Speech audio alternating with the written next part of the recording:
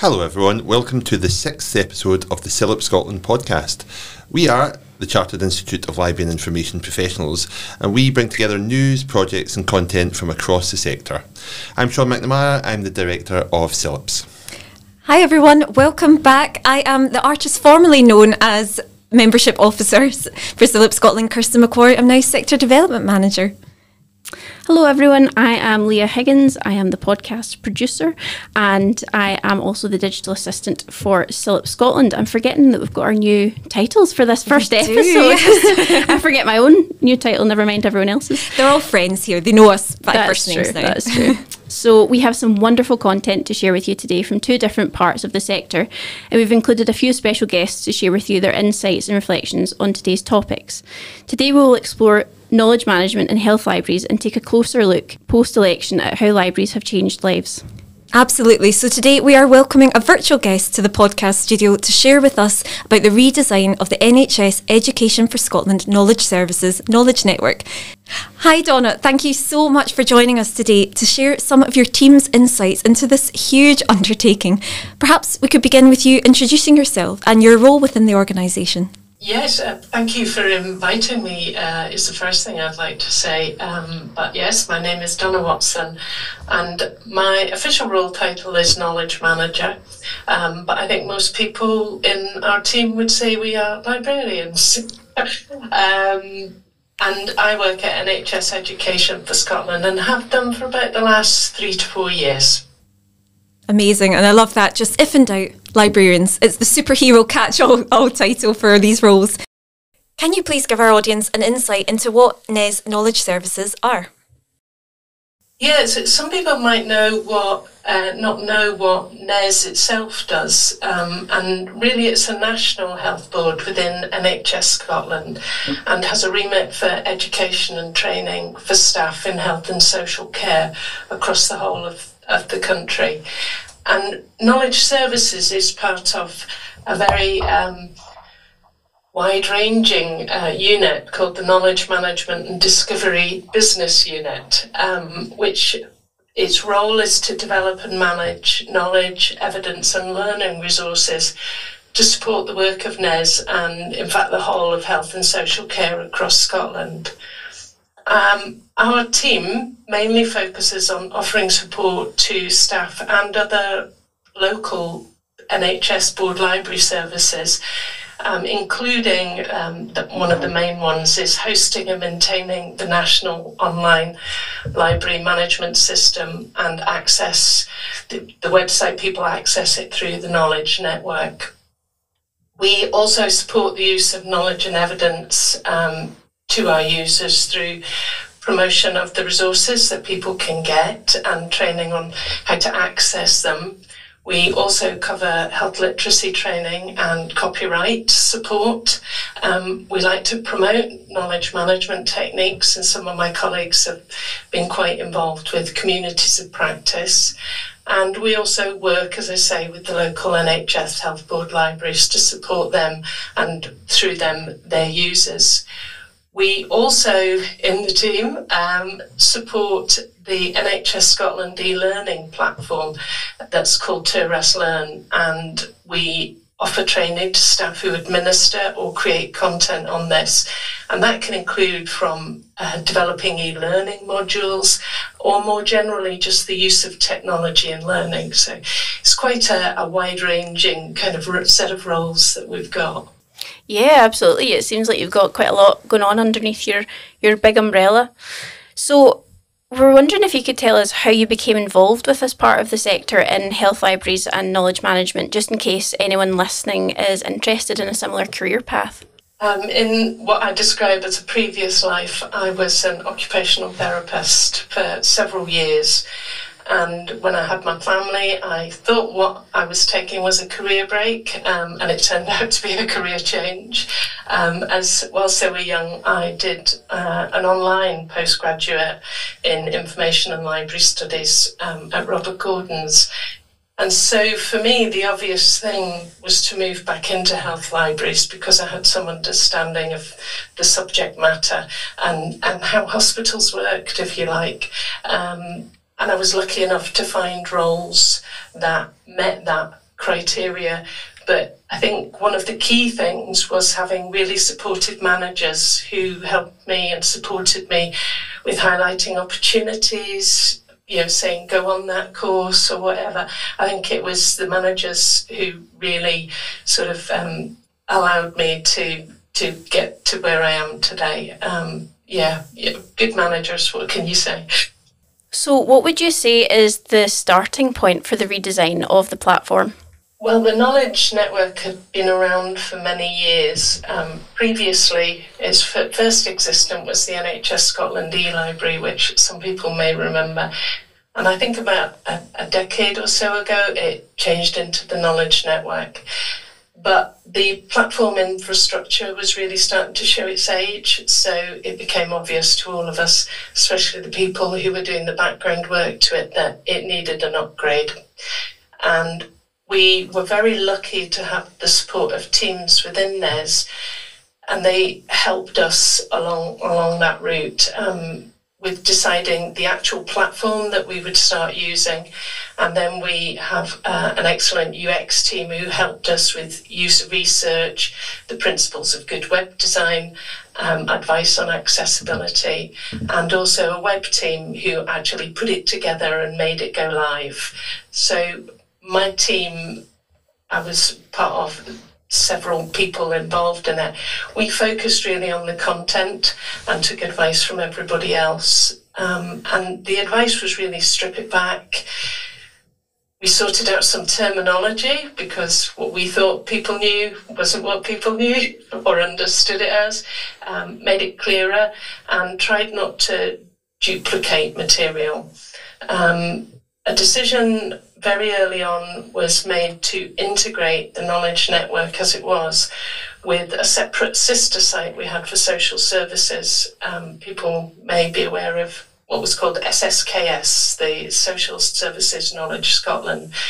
But there was a lot of duplication, and in fact both sectors could benefit from being integrated. And I think it also marries with the fact that health and social care is now integrated at a national level. So it felt kind of a natural progression. So that was really our starting point as to where we would go. Thanks, Donna. You mentioned there that some user testing and things was done. I mean, as part of that, in what way did user feedback play into the development of it? How did users feed in? Well, the user feedback was integral, especially since it was a user experience team who were helping us. So we started with a user survey to gather information on the old site, what people liked, what people didn't like. But we also had follow-up meetings, focus groups, and input from the local board librarians as well. So there was a wide range of users. As I say, the UX team supported us because they are the experts in surveys, focus groups, and user follow-up. And what I think was interesting was they really were a strong voice for the user. And it could have felt very scary, as in, you think this is what people need to know, and everybody's going, no, we don't need to know that. But I think as a team, we knew it needed changed, and with their support and that of the web team, I think we could really let go of a lot of baggage that we were keeping with us. We tried to identify what needed to go on the Knowledge Network, and also what could then be put onto our learning platform. So really sorting out what we were calling our digital estate, helping us to keep the things that are on the Knowledge Network current and identify out of date resources, and maybe being able to sort of like remove things and just keeping things a bit fresher. And I think throughout it all, the UX team kept reminding us of the user perspective. And that helped us feel a little bit more confident in the changes we were making. Absolutely, and you may have covered this already, but if not, can you give us an example of one or two of the changes you identified following the research? We did realise that because we're servicing the entirety of health and social care in Scotland, that our users had very different needs, from knowing nothing at the beginning, the start of their research journey, to very experienced researchers. luckily, because of the support we had from the teams within NES and our colleagues in the health boards, they helped us identify what was useful within each of these areas. We tried to highlight resources that would be suitable for different types of questions and what people would want. So, for instance, why you would use a database rather than the library search, or where you would go for current clinical evidence that is summarised, just so that we could help pinpoint people to the right resources more efficiently. And I think our help and training pages, although on the Knowledge Network, they initially focus on how to get started if you're new to it. And so things like support using the library search, effective search tips. If you're wanting more in-depth research and more skill development, it kind of pinpoints, it signposts you out to our learning platform and our pages on it, which are called Finding and Using Knowledge. So trying to make that gradual skill development so that people can say, right, I know what I'm doing here, I now need to go on and develop. And I should say that Turas Learn, the NHS Scotland learning platform, you can get a free account and access many of the resources there, and certainly our pages are all free to access. Thank you. And just in terms of the process of moving the content, was it a gradual move or was the platform relaunched separately? As we were using a whole new system, it had to be a total move. So we had a test site where we developed the content and got feedback and edited and re-edited and got more feedback and re-edited again. And then essentially on an agreed date, the web team swapped it all over for us. So they were fantastic that way. The uploading of the content to the test site was fairly rapid over a few weeks, but the planning of what we wanted to say, how to say it, that's what really took the time. And it was essential as it helped us form what we wanted to do in those final stages. But yeah, it was sort of like a lot of planning and then quite a few just like heads down, get on with it. Yeah, it definitely sounds as if it was just a ta-da kind of moment, like once it had all been moved over. So I guess on the back of all that sort of information, if any other services or organisations are anticipating a similar redevelopment or change, what sort of advice would you give them based on your experience? I asked the team for their comments on this one, and firstly we would say get support from your experts. In our case, it was the web and user experience teams in our organisation. But if people don't have those teams, find the people who have gone through it and connect with them. Librarians are good at asking questions, so ask these people questions, because these are the type of people, and certainly the teams we engaged with were integral to what we've achieved. Secondly, start planning well in advance. As I say, this project was in planning for well over a year, and who was involved changed over time, and the team had to be prepared to be flexible so that the right people were there at the right stages. And lastly, we're thinking about timing. We had several other projects coming to fruition at the same time. And I think as a team, in hindsight, we would have said it would have been better to clear the boards a bit and delay other projects so that we could give it our undivided attention. You can't always do that. It's not always possible, but preferable if you can. Terrific, Donna, and we do love asking those questions, so if you'll forgive us, we have just one more for you today, and that is when we're looking at the long term now, what are you planning for the continual improvement of this service now that you've already worked so hard to form this fantastic foundation? We're really, again, sort of like privileged to have the ongoing support of our web and our user experience teams. So they are conducting follow-up sessions with users, and the web team are helping us to develop further sections from feedback that we're still getting, and we're continuing to have regular meetings with both of these. Our site has a feedback form and we review this weekly, looking at the comments, and we've already made changes on the platform in response to this. And again, regular meetings are being held to make sure that we're all aware of what's changing and where we're going with things. And just as things settle down after the launch, we'll continue to accept feedback and basically aim to continually improve the website as the users get used to it and as it settles in. And I don't suppose we really see this ever stopping, as it's good practice to just keep monitoring it. Wonderful. Thank you so much, Donna, for spending some time with us today. It has been an absolute pleasure to have you, and I'm sure our audience appreciate just as much as we have hearing all about the meticulous process of this redesign, and they'll be motivated to check it out if they haven't already. So your blog is up on the CILIP site, and the link will also be in the show notes. Thank you. If you'd like to check out the new NHS Education for Scotland Knowledge Network website, go to www.knowledge.scot.nhs.uk. So next we're going to talk a little bit about some of the political advocacy that's been going on around the general election. CILIP and CILIP Scotland had planned to run a campaign called Libraries Change Lives Week, and when the election was unexpectedly announced, that became a real focus for our election campaign. As part of that campaigning, we've been doing a number of things. For example, we've been gathering a lot of case studies all across Scotland and have over 150 stories as part of our Libraries Change Lives campaign. And that's all about the fundamental role that libraries play in communities in a wide variety of ways. We've also been looking to highlight the way that libraries can support the economy and the importance of high levels and adequate funding for all of our library services. In terms of the general election, what does that mean for Scotland? Now, obviously, we've seen real significant changes in the political landscape in the UK following the landslide victory for Labour. And all across the UK, years of funding cuts have caused reductions to so many of the services that our members work in. The hope may be that there'll be some kind of change to that political weather and perhaps a different course could be taken.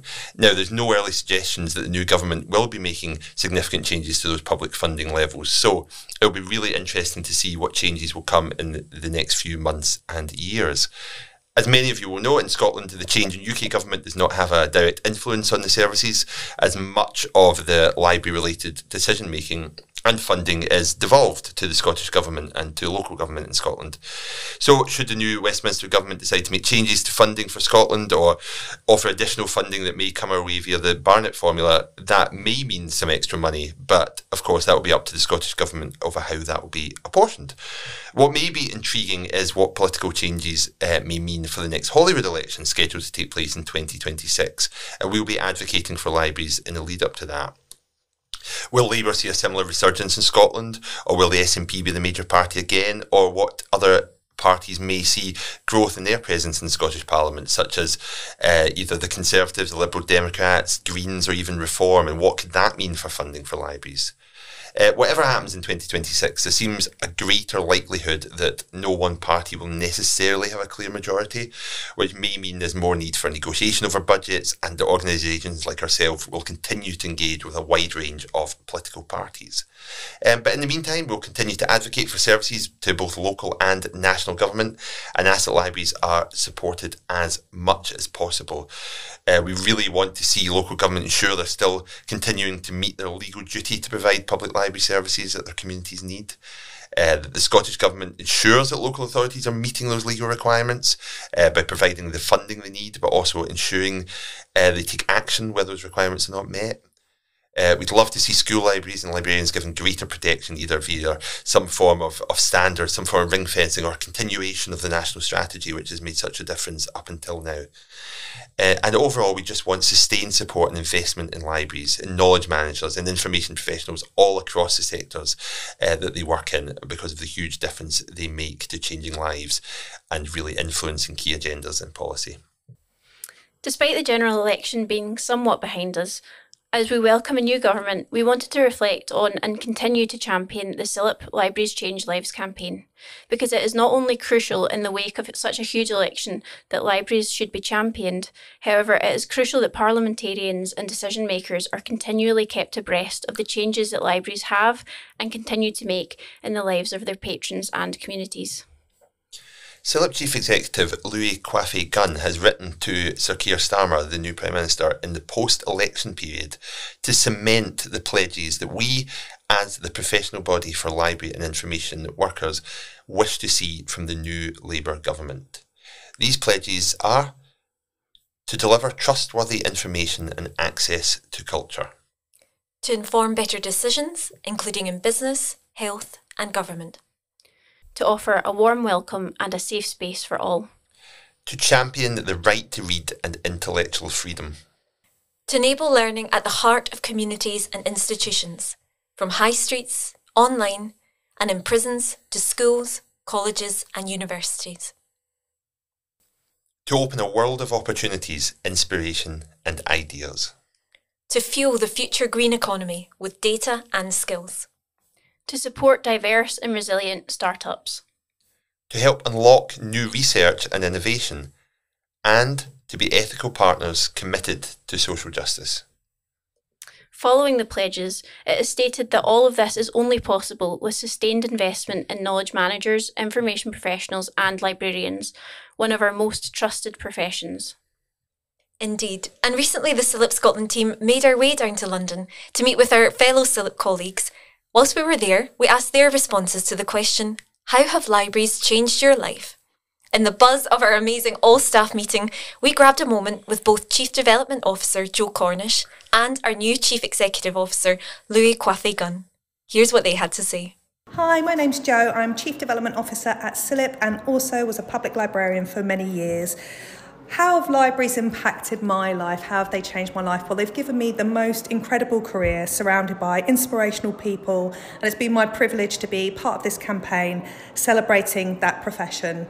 But personally, libraries have also had a huge impact on me as well. They've given me the opportunity to browse and wander and explore new worlds. They've given me autonomy in my learning, which I can pass on to my children. And they've also allowed me to take informed decisions at some of the most profoundly difficult times of my life. And for that, I will always be enormously grateful. So I'm Louis Coiffait-Gunn. I am the CEO of CILIP. How have libraries changed my life? One of the main ways is helped me get through university twice.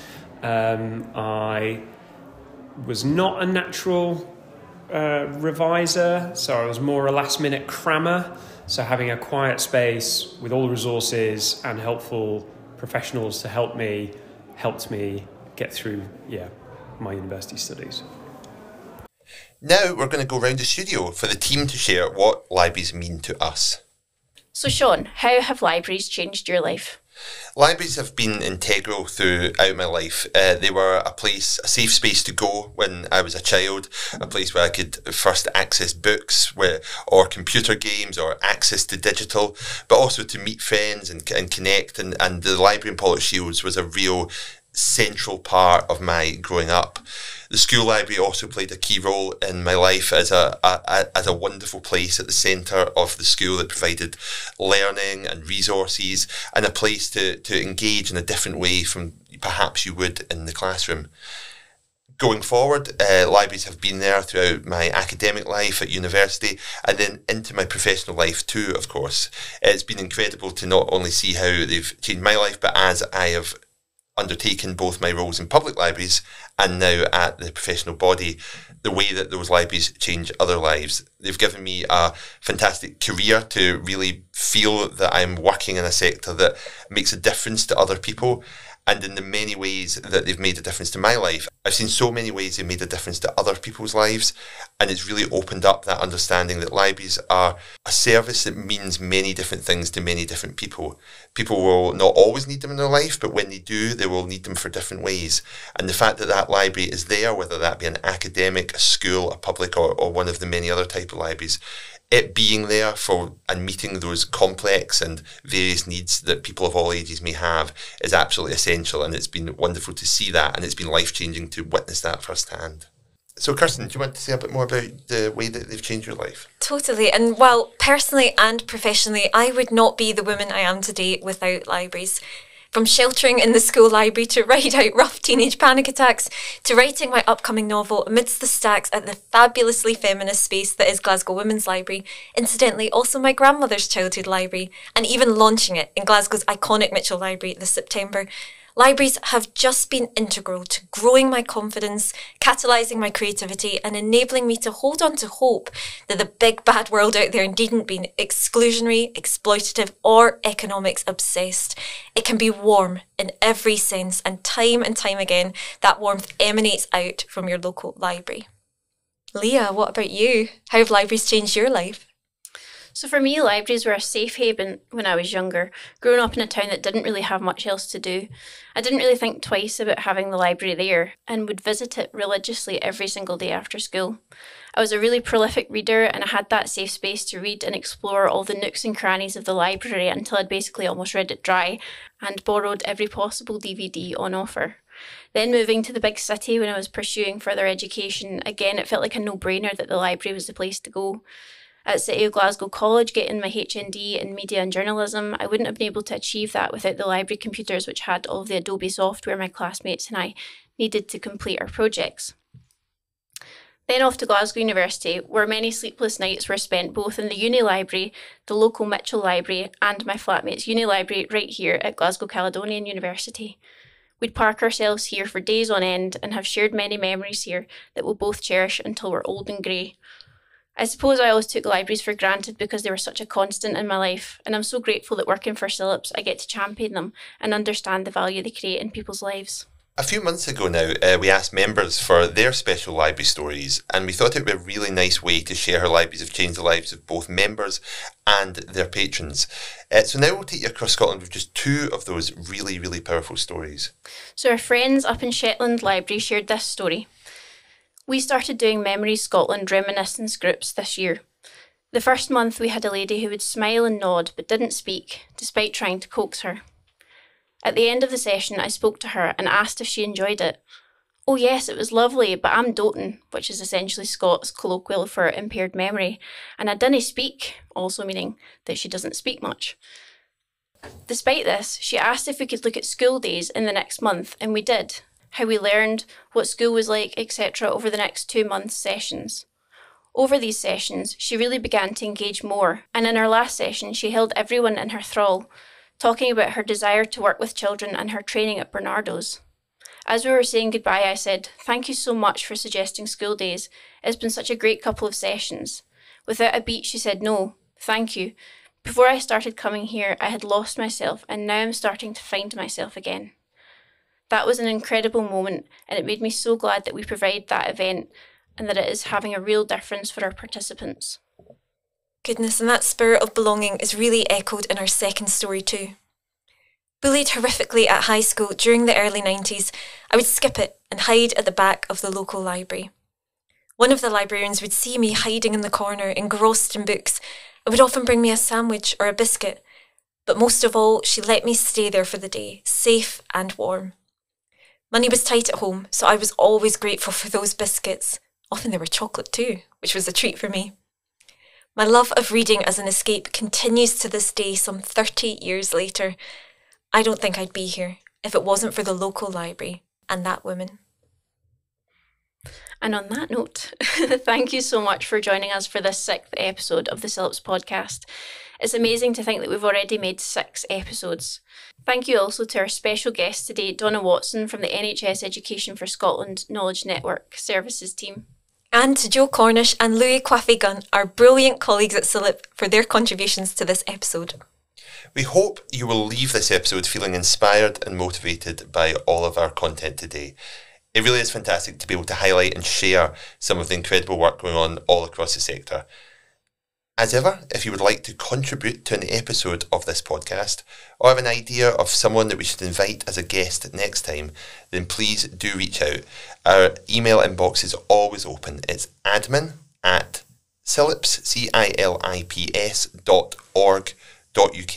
We also have a contact form on the CILIP's website, so have a look there if you aren't able to send us an email, and we'd really, really love to hear from you. Thank you. Thank you. Thanks, everyone.